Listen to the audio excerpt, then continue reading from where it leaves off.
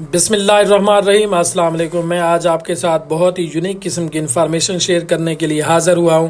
آج کا ہمارا ٹاپک پیریڈوٹس ٹیبلٹ کے حوالے سے ہے۔ پیریڈوٹس کی ٹیبلٹ کیا ہے اور کن کن تکالیف میں اس کا استعمال کیا جاتا ہے۔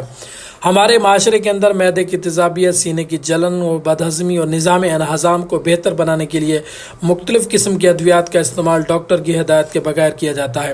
ہمارے معاشرے کے اندر یہ ٹرینڈ بنا ہوا ہے کہ بہت سے دوست، احباب، عزیز، مائیں بہنیں شادی بیاہ پر یا کسی فنکشن پر، کسی پارٹی میں جانے سے پہلے اپنے نظام انہضام کو بہتر کرنے کے لیے ایک کیپسول کا استعمال کرتی ہیں جس کے کافی برانڈ مارکیٹ میں اویلیبل ہیں۔ اومیپرازول کے نام سے جانا جاتا ہے۔ اومیپرازول ایک ایسی میڈیسن ہے اور اسے counter of the sale medicine بھی کہہ سکتے ہیں۔ یہ وسیع پیمانے پر ڈاکٹر کی ہدایت کے بغیر بہت سے لوگ اس کو استعمال کرتے ہیں۔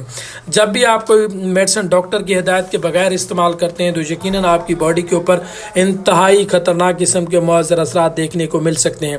اگر آپ چاہتے ہیں کہ آپ ان تمام طرح کے مؤثر اثرات سے دور رہیں تو ہمیشہ ادویات کا استعمال صرف اور صرف مستند ڈاکٹر کی ہدایت کے مطابق کریں۔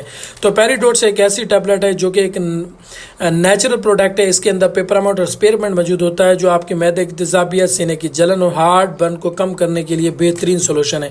یہ آپ کے معدے کی تیزابیت کو فوری طور پر ختم کرتی ہے۔ کھٹی ڈکاریں آنے، نظام انہضام کی خرابی، بھوک کی کمی اور ایسے افراد جو اومیپرازول کا استعمال کر کر کے تھک چکے ہیں یا مختلف قسم کی معدے کی تیزابیت کو کم کرنے والی ادویات کا استعمال کر چکے ہیں تو ایسیڈیٹی کو کم کرنے کے لیے، ہارٹ برن کو کم کرنے کے لیے پیریڈوٹس کی ٹیبلٹ ایک بہترین انتخاب ہے۔ اس کی سب سے بڑی خوبی یہ ہے کہ خدا نخواستہ رات کے وقت آپ کو کوئی ایمرجنسی ہو جاتی ہے، پیٹ میں درد ہوتا ہے، سینے کی جلن، تیزابیت ہوتی ہے تو آپ اس کو ڈاکٹر کی ہدایت کے بغیر استعمال کر سکتے ہیں۔ عام روٹین کے اندر بھی آپ اس کو ڈاکٹر کی ہدایت کے بغیر استعمال کر سکتے ہیں، لیکن اگر آپ اس کو ڈاکٹر کی ہدایت کے مطابق استعمال کرتے ہیں تو آپ کے لیے انتہائی فائدہ مند ہوگی۔ اس ٹیبلٹ کو استعمال کرنے کا بالکل آسان طریقہ ہے۔ اس کو چبا کے بالکل استعمال نہیں کرنا۔ اگر آپ چبانے کی کوشش کریں گے تو آپ کو وامٹنگ بھی ہو سکتی ہے۔